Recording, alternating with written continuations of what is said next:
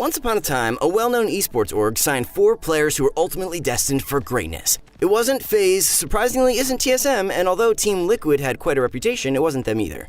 The org I'm talking about is none other than NRG. Their roster is currently Zate, Mr. Savage, Benjyfishy, and of course, Symphony. They all hold top placements and Fortnite career earnings, so that proves they're all phenomenal players. I'm a huge fan of theirs and hold each of them in super high regard, but if I had to pick one of the boys, I think I'd have to go with Benjyfishy.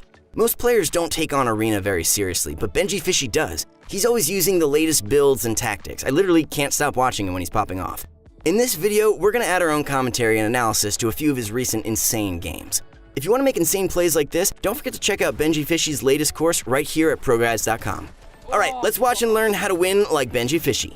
Now, in this first clip, Benji is on the far side of the circle with 39 players left. Now, the first thing I notice is that he senses somebody underneath him, and instead of pushing for the circle, he drops down, and it's going to pay off in a second. Now check this out. What a lucky break he gets. The player behind the stairs probably can't hear Benji with all the commotion. Benji walks by and pop, claims the kill just like that. E11 Boyer learned not to stay underneath Benji. Benji notices the circle is very far off and decides to make a push for it. The good thing about shadow bombs is that they're easy to use and don't require any sort of materials. Side note, free rotations for those that use them. Just think of all the recent items Epic has added, making it much easier for endgame rotations. Benji has no qualms using his jump pad to rotate the circle. Better to be alive and one less jump pad than dead and much less everything. Now he sits around a bit, so let's get to the fun stuff. That is a desperate attempt to claim the kill. He could have gotten lasered from above, but who am I to tell Benji? Sometimes top players make plays that come off as strange to us, but they work. Benji uses yet another jump pad here after being caught in a sticky situation. I probably would have used it and gotten blasted back to the lobby, but he's trying to get as close to the safe zone as he can. I can tell Benjyfishy is really trying to win this game because he's playing very safe. Benji's eyes grow wide as he sees the opportunity for the high ground. After he claims it, he sees another competitor. He's in an awkward angle for high ground and doesn't want to get shot down, so he decides to shadow bomb off the high ground. Side note, shadow bombs grant you full immunity while popped, so keep that in mind. He's waiting for the stars to align to make big plays. Benji gets caught up in a near-death situation. Unfortunately, rifts are a thing. Benji, he gets rifted, and that keeps the dream alive. It's fascinating why Benji chooses not to go for the high ground here. If he landed on top, he would have free reign to shoot down. Uncontested high ground is usually what you go for, but Benji doesn't need it.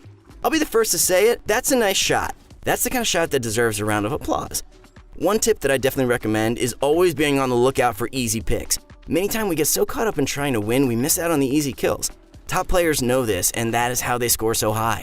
I have no idea why I didn't go for that last shot. It seems Benji didn't want to get into a fight with the player. I have to give it to him though, he could have easily wound up in a tunnel fight and things could have gotten messy, ruining his rotation and next plan.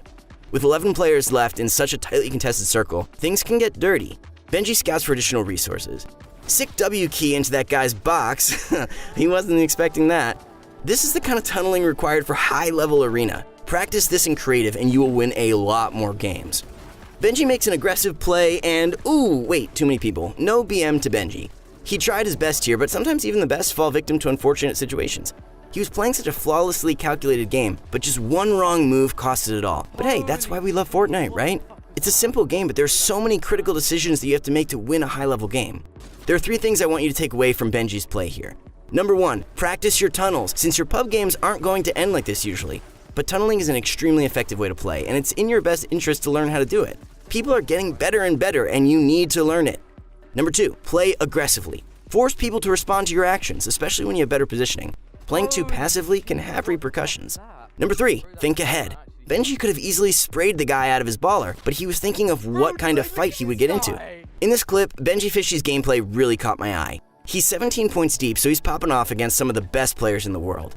Benji starts off on the far side of the circle with not much rotational items. He makes a push for the circle, but he starts taking fire. Now, what Benji does next is mind-blowing. He shows us exactly what the NRG signed player is capable of. He double edits a cone to find one player sitting right above him. No hesitation on this one, and it's lights out for that guy. He hears someone breaking his roof and is super fast to block it. I have to say, rotations in these endgame circles with so much going on, it's mind-boggling. I don't know how pro players do it. Benji almost claims the kill and is third-partied. He pulls back, but oh man, he's run himself dry on mats and is forced to take the gunfight. Luckily, the enemy isn't as great a shooter as Benji, or otherwise things would not have gone well. I really like how Benji makes sure to pressure the guy so he can have time to go get those materials. A lot of Fortnite is about tricks and playing with people's heads, and when it comes to high-level games, it's a must. Benji, looking desperately for some recovery time, finally gets some time to heal up. But all else aside, let's jump over to the fun part. Benji is scouring the battlefield looking for his next victim. He uses Fortnite 101 and goes for a shot after firing his rocket launcher. I love the fact that Fortnite pros always go in for chip damage after shooting a rocket launcher. I'm no mathematician, but 10 damage is better than none. He finds an enemy trying to bail on the storm, and he's like, let me help you with that, and boop, he's no more. Benjyfishy knows this isn't going to be an easy rotation, but nevertheless, he maintains his cool. Benji once again finds himself some space to recover. Now, let's take a look at the positioning for a second. Benji is on low ground with a jump pad and a good amount of HP. All the enemies are above, but we have no idea how healthy they are. Benji should be happy that he isn't up there, and you'll see why in a second. Benji has forced himself into a difficult position. He can either use the jump pad to gain high ground or sit at the bottom. He knows that if he goes up for height, things can get a little messy. He's alone downstairs, why would he want to give up his piece? The enemies are forced into a dogfight above, and one of them is killed. At this point, Benji is glad he didn't jump pad up there. Now, take note of Benji's crazy play here. An enemy bursts into his box and catches him off guard. He places traps down so fast, I had to watch again to make sense of how he did it. We see here how being aggressive sometimes is not the way to go. That enemy got easily outplayed by Benji, so next time you jump into someone's box, be prepared for anything. Benji puts all the basics that some of us overlook into action as he plays the circle really well and forces the enemies to react. His RPG comes in handy in situations like these because it's almost impossible to retain high ground against an RPG. He's forced into a dogfight and claims kill number 9. Benji is now squared off in a 1v1 versus an opponent with high ground. If this were me, I would be shaking in my boots right now, guys, but for Benji, this is child's play. Beautiful shot right here. You can tell he wasn't really expecting it. Benji plays the storm really well and pretends he's pickaxing the tree to bait the enemy down, and there you have it, he takes the cake. Remember what I told you guys about playing with the opponent's minds? The takeaway from this clip are, number 1, you witnessed high-level turtle war. Fighting inside your box is an art form. I pointed out plenty of tricks for you to practice in your late games. Number 2, be ready for anything. Many times throughout this clip, Benji was forced to react instantly and did so with zero hesitations. Number 3, use any downtime to formulate a solid plan. You need to always make plays based on what you have, not based on what you wish you had. Third clip, let's see how Benji deals with the following tricky situation. Benji's being chased by an aggressive opponent. It's one thing being the aggressive one pushing, and it's another one being the one chased. He takes a 50-50 bloom battle and is punished. He maintains his cool and goes for a tunnel play. He extends his box outward and hides while he heals up. Hold up, check out this high-octane power play right here. Benji gets his wall stolen and instantly turns his pyramid into a ramp. I tell you guys time and time again, always have either a ramp or pyramid inside your boxes. It's your last line of defense when your wall is taken. Right here, you can see the more aggressive player takes the cake and Benji is forced to disengage. Seriously, is this guy serious? This guy won't give Benji a break. Not even enough time to pop a mini. This enemy is bloodthirsty and Benji knows that. This is where Benji turns the tables though. He makes a quick edit play that the enemy isn't expecting and smacks him for 80 damage.